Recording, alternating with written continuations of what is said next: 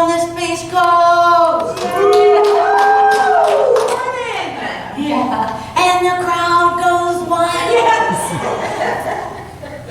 Yeah. It's so wonderful to be here today. And it's wonderful to have all of you here with us today. Can everybody hear me all right? Can people on Facebook hear me okay? Somebody let Debbie know with a thumbs up or a yes. Oh, okay, we're getting a lot of this from Zoom. And Facebook's okay too. Okay, awesome. Well, wow, Easter, the whole Lenten season, and being held in captivity. No, that's not really what I meant. No. Being in the wilderness and our resurrection. So I've been praying a lot this week. The whole build-up. I tease around a lot and say that Easter and Christmas are like the Olympics for churches, right? Because you got to work up to this big crescendo, and it's great stuff. And then, the week after, the Monday after Easter, it's kind of like, what do I do with myself now? But I spent a lot of time this week in quiet reflection, which was wonderful. Because Easter has come and gone. I felt a real shift in my consciousness through the Lenten season. I hope that a lot of you did as well. Feel that you really were able to come through some stuff that had you been going about your daily life the way that you're used to doing it, you would not have been able to go through it. I would have stayed way too busy and not focused at all. I won't say that I wouldn't be focused at all on myself, because of course part of my job is self-reflection and meditation every day. But the depth at which I was able to really focus in on those really pretty things about myself, it was honestly a gift. So what I've been sharing a lot with people since this whole stay-at-home and the whole virus thing started is that journaling is perfect for this type of a situation. Now, there are recovery meetings online constantly. We are so blessed with that. We're here at the church online 1, 2, 3, 4, 5 times a week, every day, but Friday, and 6 times starting Saturday, because Michael Triandafeld is going to be doing a meditation on Zoom for us from the church on Saturday mornings. So you can connect with the church every day except Friday if you care to. So that's wonderful. Then, but there's still a lot of opportunity where people are not running around and whatnot. They're not going to coffee with people and doing those kinds of things. So I'm like, journaling is the perfect tool. The perfect tool to take out of your toolbox and use it. I'm going to suspect that there's a large number of you who really don't like journaling. I say that because I'm not too crazy about journaling. So I could be totally wrong. It's something that I'm projecting onto the crowd because I'm not particularly fond of it.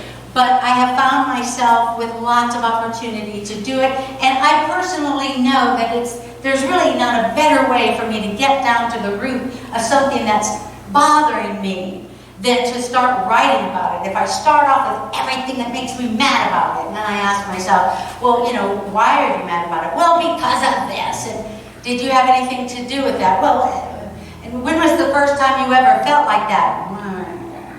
By the time I'm all done, I actually realized, where that really comes from. And really, I had the opportunity. It's all about me. So journaling's a wonderful thing. So I like to spice it up a little bit, though, because, like I said, I'm not crazy about it. So I thought about, what if I were to write a letter to God? And then I got to think, well, why don't I ask you guys if you want to write a letter to God? Maybe you'd like to sit down this afternoon and tell God all about what's going on in your heart, what's going on in your mind and your body. You know, the resurrection is about your whole body, your whole self, your mind, your soul, your heart. All of it is about the resurrection, right? And we have the opportunity to resurrect every day. Anytime that we decide to tune into God, we can experience the resurrection. So, I asked myself, what would I put in that letter? Chances are, because I'm writing it to God, I'm not going to start off with everything I'm mad at. First, I'm going to decide. I'm going to decide, how am I going to address God? There's like a million different ways to address God. Mother, Father God, dear sweet Spirit, dear Heavenly Father, or you can also just say, dear God. But how am I going to address God? Because really, getting to understand what you're comfortable with in your one-on-one communication with the source of life is an important thing to know. What do you feel comfortable calling that source in your life? So that's the first thing I would do. How would you address God? Then, I would start the letter with some gratitude. Because I was told somewhere in the line, growing up, that it's always best when you're doing a communication to start with the good stuff. Start with some gratitude before you do anything else. How many of you have heard that before in millions of communication classes, right? So, a statement of gratitude. Now, I can go through, I could write a gratitude list as long as my arm, which is lovely. How many of you could do that also? Yes. Yes, I believe that the majority of us could write a very long gratitude list. Then we get to the meat of the letter, our resurrection.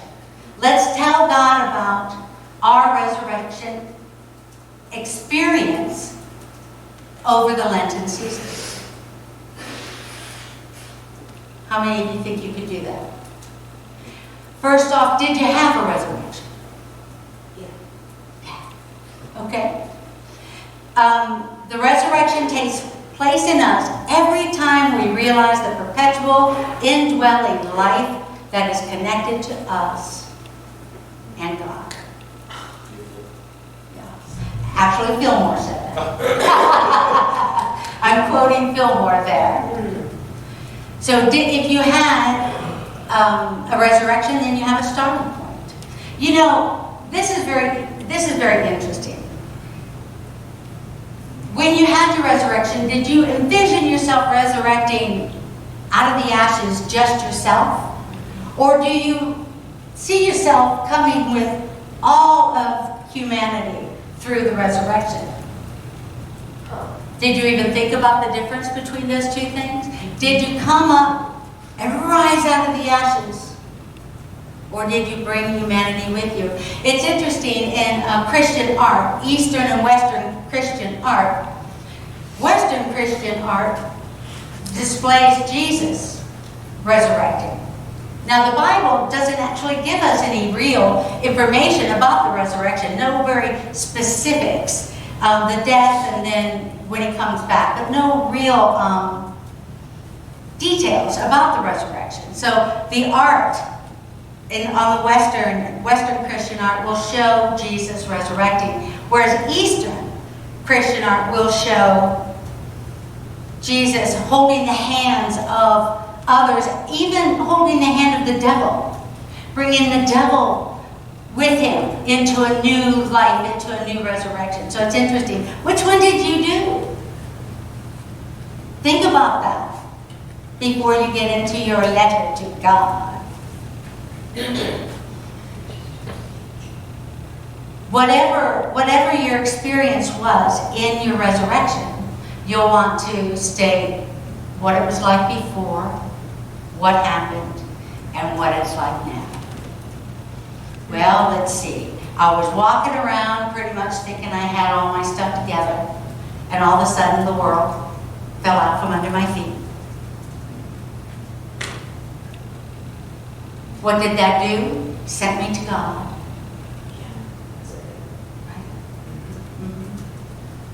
And what's happened since then? Miracles. Yeah. Would I mention things that I would change? Or have God change? Would I give God my Christmas list? Well, God, let's see. I'd like Publix to have toilet paper all through the day. I don't want to have to get there at 8 a.m. to get toilet paper. My other list would be, I'd really like to be able to have a service with all of my spiritual family in the same building. That would be lovely, although I love seeing you here. But would you give God a Christmas list? What would you have God change if you could? I got a couple folks in here. Was there anything you'd have God change? If you could give him a Christmas list. Abundance for all. Abundance for all. Yeah, God would say, already there. But abundance consciousness for all. How's that? Yeah. Abundance consciousness for all. Yeah. Global awareness. Global awareness of the I am. The I am. Global awareness of the I am. I love that. Yeah, I can do that. So once I have decided how I'm going to address God, then I've decided what I'm going to tell him about. Whether or not I'm going to ask him to do some stuff for me or not, I probably wouldn't.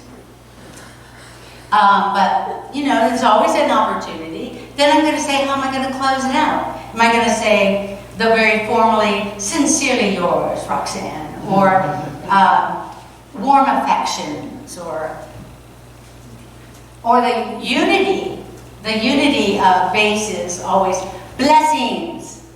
All unity ministers end their emails with blessings. It's sincere gratitude. That's a nice one too. So how am I going to close it? So I came up with a prayer, or excuse me, it is actually a prayer, right? I came up with a letter. I just kind of want to share it with you guys for a minute. No, I'll leave that there. I'll stand. And I really would like it if each and every one of you would go home and give this a shot. It's not that hard, and there's not that many parts to it. And see what comes up for you. See what it is. When you write, you get it out of your head, you get it on the paper. And when you're talking to the source of life, the one and only true power in your life, you can say anything you want. Anything.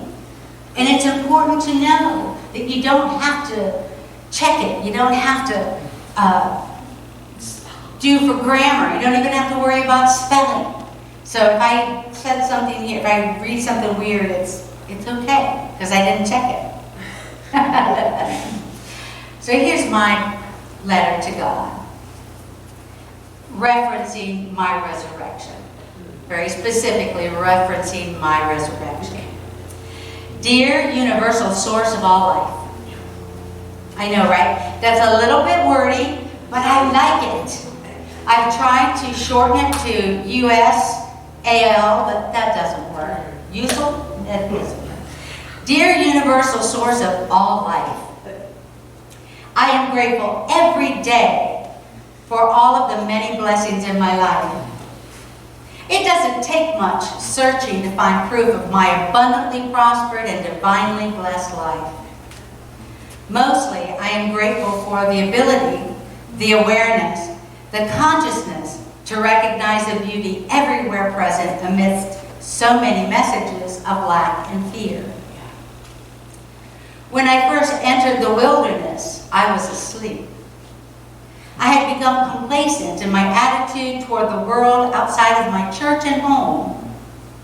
I thought I was tired and owed a respite. This attitude was soon to be tested and proven weak at best. There are many temptations in the wilderness, but most of those temptations I have experienced are around uncertainty and sloth. I have had the opportunity to recognize in myself the idea that without a plan or the ability to execute a plan, I tend to choose doing nothing. That actually did work for about a day, but hiding is really not my style. I asked myself, where can I be of service? And I discovered, much to my surprise, that I could make and execute plans in my home and at my church. Being of service and connection have been my tools for raising consciousness and staying out of the wilderness. I do not see myself alone in this campaign. Many people I love and admire are using those tools also. And millions of people I've never met are also taking this time to be of service in any way that they can. Continuing to teach our children regardless of the obstacles put in their way, or the angels who bring food to those in need, making sure our children and our seniors are still getting food. People making face masks, first responders, and all of those who still risk going to church. Still risk going to church. Yeah, I thank you all for risking coming to church. Thank you. First respond, all those who still risk going to work because people need their skills every day. The list continues on and on. So much good coming from what could be overwhelming circumstances. And here I get a little bit outside of the scope of Lent and Easter, but like I said, when you're talking to the power of the universe, you can talk to them about anything you want, so I had to throw in an extra paragraph. For the past few years, I've noticed like never before what seemed like the underbelly of humanity. I prayed regularly that our collective consciousness would rise up and move from the me consciousness to a we consciousness. I see now that the dip I was living through was the lower part of an upward spiral.